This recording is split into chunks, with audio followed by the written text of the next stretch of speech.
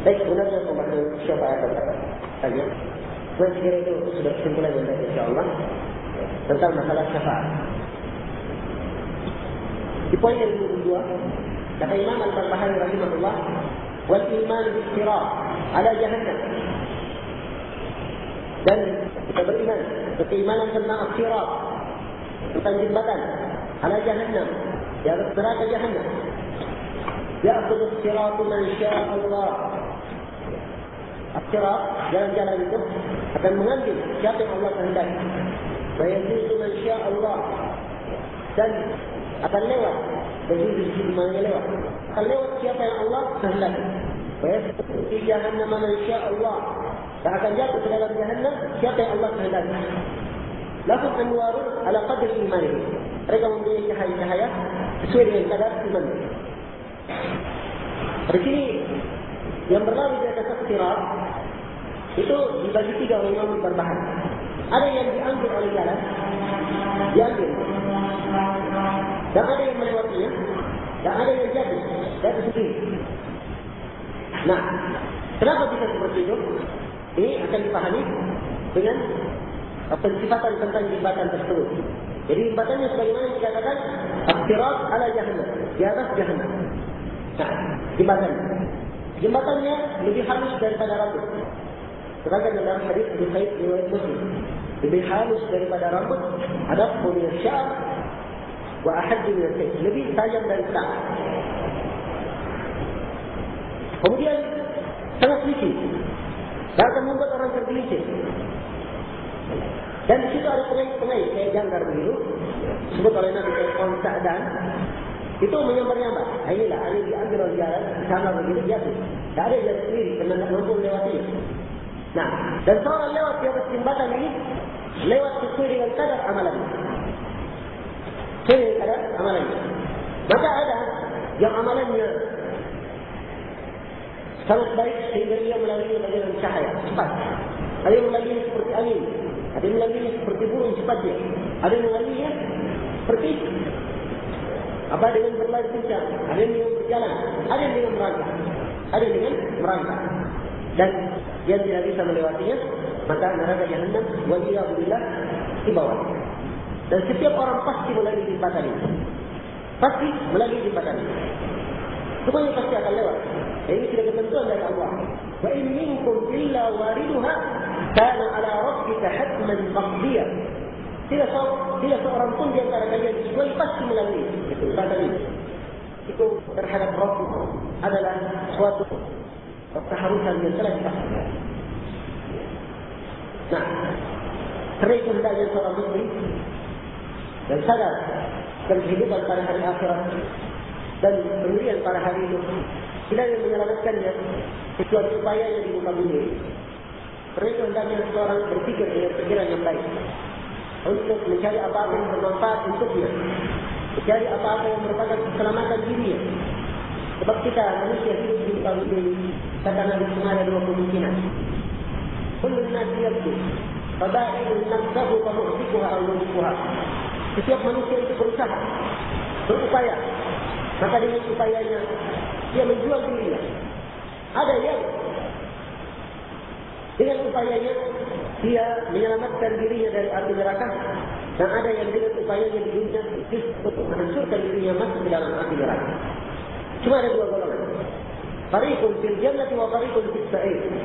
Satu kelompok di dalam surga, satu kelompok di dalam neraka. Cuma ada dua golongan. Golongan yang beruntung atau merugi. Faminhum syaqiyyun wa minhum sa'id. Di antara mereka yang merugi dan ada yang beruntung. Dan kita tidak ada yang tahu di antara kita di mana tempat kita. Nah, karena itu hendaknya setiap orang bertakwa kepada Allah Subhanahu wa taala. Jaga perintah Allah dengan menjalankan perintahnya. Jaga larangan Allah dengan meninggalkan menjauhi seluruh larangannya. Mudah-mudahan Allah Subhanahu wa taala memfahkan kita di atas hidayah dan senantiasa memberikan taufik dan inayah kepada kita semua. Iya. Itu secara ringkas tentang pembahasan as-sirat, jembatan. Dan apa yang saya uraikan itu tadi, itu berdasarkan hadis-hadis yang sahih.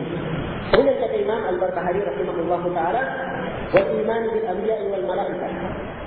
Juga kita beriman pada para nabi dan para malaikat. Ini disebut global. Beriman kepada para nabi dan para malaikat. Ya. Dua perkara dan keduanya merupakan rukun dari rukun iman. Nah, rukun dari rukun iman. Beriman kepada para malaikat, para nabi dan kepada para malaikat. Baik.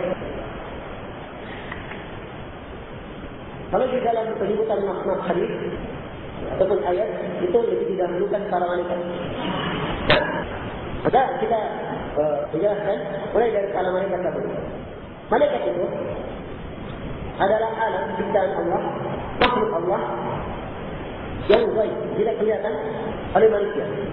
Mereka adalah hamba-hamba Allah yang menyembah kepada Allah. Nah, mereka diciptakan dari cahaya oleh Allah Subhanahu wa taala dan diberikan oleh Allah Subhanahu wa taala. Mereka ini taat kepada Allah Subhanahu wa taala, tidak perlu bermaksiat kepada Allah Subhanahu wa taala. Itu para malaikat. Beriman kepada para malaikat terkandung di dalamnya 4 perkara. Yang pertama, kita harus beriman tentang adanya malaikat itu. Kita iman adanya malaikat tersebut. Nah, kemudian yang kedua, kita harus beriman tentang siapa yang kita ketahui namanya dari para malaikat itu. Dan siapa yang kita tidak ketahui namanya, maka kita beriman tentangnya secara global. Jadi kita namanya Jibril, Mikail, dan seterusnya, maka kita iman hal tersebut. Yang tidak diketahui namanya, kita beriman kepada para malaikat secara global. Nah, para malaikat yang berada di kanan dan kiri manusia, ada yang mengatakan Raqib, Atid, itu bukan nama ya. Alaihi salam. Nama. Nah, kemudian para malaikat yang tidak kita ketahui namanya, maka kita iman secara global. Dan jumlah para malaikat itu tidak yang mengetahuinya kecuali Allah Subhanahu wa taala. Wa ma ya'lamu junuda rabbika illa hu. Tidak yang mengetahui tentara Rabb kecuali Dia. Nah, dan disebut di dalam hadis Nabi sallallahu alaihi wasallam Mi'raj sebut tentang Baitul Ma'mur. Yang Baitul Ma'mur ini setiap harinya masuk 70.000 malaikat. Setiap hari masuk 70.000 malaikat. Setelah itu tidak keluar lagi. Tidak keluar lagi. Kan tidak diketahui betapa jumlah para malaikat ini. Subhanallah. Kemudian yang ketiga dari keimanan kepada para malaikat, kita beriman tentang sifat-sifat malaikat itu, kalau kita tahu sifatnya. Seperti Jibril misalnya. Tentang penggunaan Jibril alaihi salam, penggunaan ada alaihi salam, bagian para ulama menggunakan kalimat alaihi salam untuk para malaikat. Kenapa digunakan seperti itu? So, ada perselisihan di kalangan para ulama, apakah malaikat itu kedudukannya disisih dari Nabi atau tidak? Masalah ini mungkin dari asal perselisihan ini, sehingga sebagian mengucapkan kalimat alaihi salam. Nabi pakai alaihi salam, malaikat lebih bagus juga pakai alaihi salam. Sebenarnya lainnya juga pakai alaihi salam. Nah, tentang masalah yang mana lebih utama, apakah malaikat atau makhluk? Ini kata Syekh Ibnu Utsaimin, maksud fudul ilmu. Pengetahuan yang tidak terlalu dibutuhkan. Nah, ya Allah musta'an. Walaupun ada kalimat yang kuat dalam masalah ini, orang yang kuatnya adalah manusia, Rasul, takut kepada Allah Subhanahu wa taala itu lebih baik dari para malaikat. Nah, saya lanjutkan. Jadi Jibril dikabarkan oleh Rasulullah SAW dalam hadis riwayat Bukhari Muslim, Nabi melihat Jibril 2 kali. Dan Jibril mempunyai 600 sayap yang sudah menutup ufuk. Jadi ufuk tertutup dengan sayapnya Jibril. Jibril habis. Subhanallah. Nah, baik. Kemudian keempat dari keimanan kepada para malaikat, yaitu kita beriman dari pekerjaan-pekerjaan para malaikat ditugaskan dengannya. Seperti Jibril, tugasnya menyampaikan wahyu. Nah, seperti Malik, malaikat Malik, penjaga raja. Nada ya Malik, ya qadi alaina rabbuk. Kan jelas ayatnya, jangan neraka. Kemudian Munkar dan Nakir, bagaimana yang disebutkan tadi. Kemudian Mikail, malaikat yang memegang tentang urusan hujan dan tumbuhan. Nah, kemudian kalau kita tidak tahu namanya, maka kita paham saja tugasnya apa. Seperti malakul maut, penjaga nyawa. Ada yang menyebut namanya apa? Hah? Rabi? Hadis yang lain ya. Kalau sekarang tadi. Baik. Kemudian ada malaikat penjaga neraka. Itu sudah kita sebut tadi ya, Malik.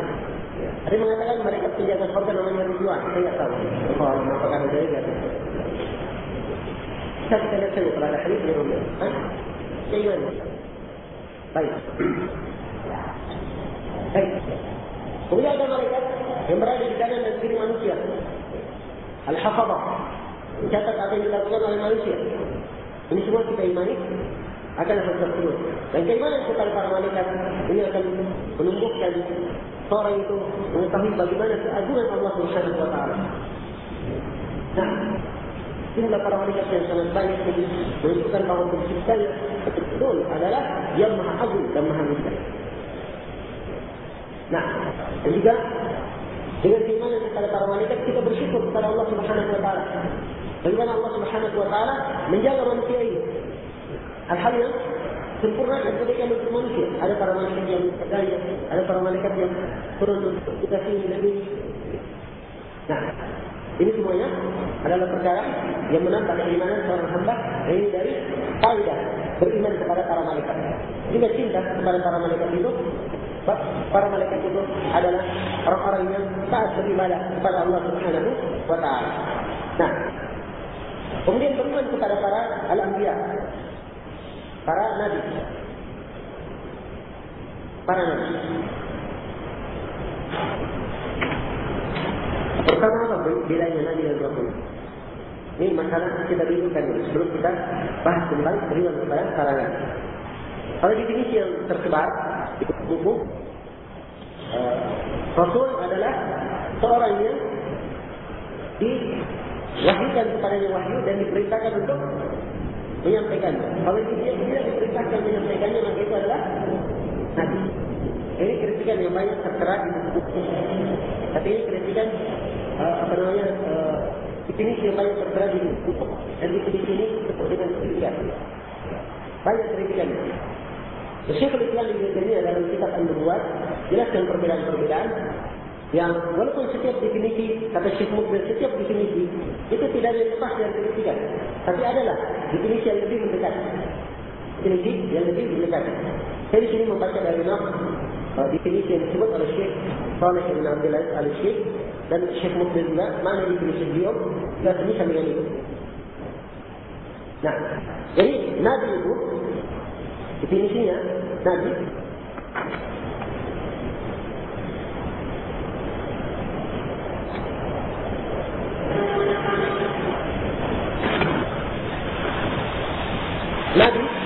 adalah siapa yang diwahyukan kepadanya dengan suatu syariat. Siapa yang diwahyukan kepadanya dengan suatu syariat dan diperintah untuk menyampaikannya kepada satu kaum yang muwafiqin, satu umat yang sudah menerima, satu umat yang sudah menerima. Sebenarnya Nabi adalah orang yang mendapatkan wahyu dari Allah dengan satu syariat. Syariat supaya dia menyampaikan syariat kepada suatu kaum yang telah muwafiqin.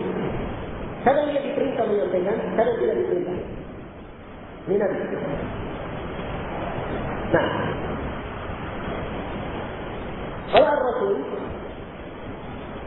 itu adalah siapa yang diwahyukan kepadanya dengan satu syariat atau satu kitab. Sebab kitab itu identik dengan Rasul. Nabi tidak dapat wahyu dengan kitab. Maksudnya kalau Nabi saja, dia bukan Rasul. Ada Nabi dan Rasul, kan begitu. Kalau Rasul, siapa yang diwahyukan kepadanya dengan satu syariat atau satu kitab, dan dia diperintahkan untuk menyampaikannya kepada kaum yang menyelisihi. pada kaum yang menjadi. Jadi asal kaumnya dilihat. Kalau kaumnya asalnya dia berkekufuran, datang Nabi memperbaiki mereka, mereka berselisih, berbeda dengan Nabi ini, maka ini utusan Allah. Hanya satu kaum, mereka dari kekufuran, datang utusan Allah, utusan Allah Subhanahu Wa Taala, berselisih dengan kaum ini atau kaum ini menolaknya, nah, maka ini utusan ini dinamakan apa? Ar-Rasul. Paham? Kalau kepada kaum yang sudah muafikin, sudah asalnya menerima, maka itu namanya Nabi. Saya kasih contoh. Seperti Nabi kita, Rasulullah Sallallahu Alaihi Wasallam, jurus kepada orang kafir, Quraisy. Dalam keadaan mereka tidak mengenal Islam, beliau menyampaikan dakwah, maka mereka mukhalif dengan Rasulullah Sallallahu Alaihi Wasallam. Dan beriman sebagian dan sebagian yang lain menolak. Paham? Demikian pula Nabi Musa terhadap Fir'aun dan kaumnya, Nabi Isa, Nabi Ibrahim terhadap kaumnya, Nabi Nuh. Paham ini? Semuanya dari Rasul. Ya, tapi kalau Nabi itu sudah pada satu kaum yang sudah menerima syariat dari Nabi sebelumnya. Hanya Nabi Musa alaihissalam, kaumnya Bani Israel. Di dalam Bani Israel ini banyak sekali Nabi. Bani Israel itu dikatakan dalam hadis, setiap kali meninggal Nabi, diganti lagi Nabi lainnya. Meninggal Nabi, diganti lagi Nabi lainnya. Nah, ketika Nabi Musa meninggal, maka diganti oleh Musa bin Nun. Yang dulunya adalah anak muda yang bersama Nabi Musa yang menemani perjalanannya berjumpa dengan Nabi Khadir. Nah, Musa bin Nun ini adalah Nabi pengganti Nabi Musa. Jadi dia diutus oleh Allah untuk kaum Bani Israel, kaum Nabi Musa, kaum yang sudah menerima syariat Nabi Musa. Maka Musa bin Nun namanya apa? Nabi atau Rasul? Nabi saja, bukan Rasul. Nabi dapat wahyu juga. Demikian, dengan Musa bin Nun ada Nabi lagi setelahnya, ada Nabi setelahnya, terus Nabi setelahnya. Jadi perbedaannya, kaum yang diutus, Nabi ini diutus kepada kaum siapa? Kalau kaum yang muafikin, sepakat dengannya dari asal, ya maka sudah. Tidak ada syariat sebelumnya dari Nabi, dia bisa melanjutkan syariat tersebut, maka ini namanya Nabi. Tapi kalau dia adalah seorang Rasul, baru membawa syariat kepada satu kaum yang memiliki, maka ini namanya adalah Rasul. Paham ini? Baik. Untuk uraian dan hadis cukup panjang ya. Yang jelas, setiap Nabi dan Rasul dari sini ada bagian dari utus. Semuanya dapat bagian dari utusan. Sebab dalam Al-Quran dikatakan, وَمَا أَرْسَلْنَا مِن نَّبِيٍّ وَلَا رَسُولٍ. Tidaklah kami mengutus seorang nabi dan tidak pula seorang rasul. Jadi nabi dan rasul punya kalimat diutus. Ada bentuk kata dikutus, irsal, yaf'alin. Kita mengatakan tidak menyampaikan, ini dikatakan nabi diutus, tapi bentuknya menyampaikan juga. Ya. Nah, jadi keimanan kepada para nabi, orang dikatakan beriman kepada para nabi dan rasul itu apabila dia mengumpulkan 4 perkara. Yang pertama, dia beriman bahawa risalah mereka, kerasulan mereka, kenabian mereka itu adalah hak dari sisi Allah Subhanahu Wa Taala. Hak dari sisi Allah Subhanahu Wa Taala, benar dari sisi Allah. Siapa yang kafir terhadap satu nabi saja, maka kafir kepada seluruh rasul. Allah Subhanahu Wa Taala berfirman, "Kadzabat qaum Nuhin al-mursalin." Sesungguhnya kaumnya Nabi Nuh telah mendustakan para rasul. Kaumnya Nabi Nuh, rasulnya berapa? Karena Nabi Nuh saja ya rasulnya. Tapi di sini tatkala dia dusta kepada Nabi Nuh, mendustakan Nabi Nuh, maka dianggap mendustakan seluruh para rasul. Kemudian yang kedua, orang yang dikatakan beriman kepada Rasul, Nabi dan Rasul, dia beriman akan nama Nabi yang diketahui namanya. Nabi dan Rasul yang diketahui namanya. Nah, dalam Al-Quran disebut ada 5 nama Nabi dan Rasul dalam Al-Quran. Panjang ya untuk diuraikan. Ya. Jadi kita lihat, kebanyakannya dilihat di dalam surah An-Nisa, dan bisa dilihat juga dalam surah Al-An'am, yang dilihat di dalam surah Qad. Itu ada tambahan, kalau dikumpulkan dengan Nabi Adam dan Nabi Nuh, insyaAllah sudah lengkap. Nah, ini baik. Kemudian, jadi kita imani. Siapa yang kita ketahui namanya, kita imani dengan nama-namanya. Siapa yang tidak diketahui namanya, maka kita beriman secara global. Walaqad arsalna rusulan minhum man qasasna 'alaika wa minhum man lam naqsus 'alaika. Kami telah mengutus para rasul. Di antara mereka ya Muhammad ada yang kami ceritakan kepada kamu. Dan di antara mereka ada yang kami belum ceritakan. Dan ada sebagian riwayat menyebutkan bahawa Nabi yang Rasul itu berapa ratus orang. Sekarang dari riwayat tersebut. Nah, jelas yang diketahui namanya kita iman, yang tidak diketahui kita imani dengan namanya, yang tidak diketahui maka kita beriman tentangnya secara global. Nah, kemudian yang ketiga, dari keimanan kepada para Nabi dan Rasul, kita harus membenarkan segala sesuatu yang datang dari mereka, apa saja. Kabar yang datang dari Nabi dan Rasul kita harus percaya dan kita benarkan. Kemudian yang keempat, dari keimanan kepada Nabi dan Rasul kita beriman terhadap syariat yang dibawa oleh Rasul tersebut. Khususnya Rasul yang diutus kepada kita. Maka kita umat Islam harus beriman kepada syariat Rasulullah Sallallahu Alaihi Wasallam. Dan syariat Islam telah menghapus seluruh syariat sebelumnya. Nah,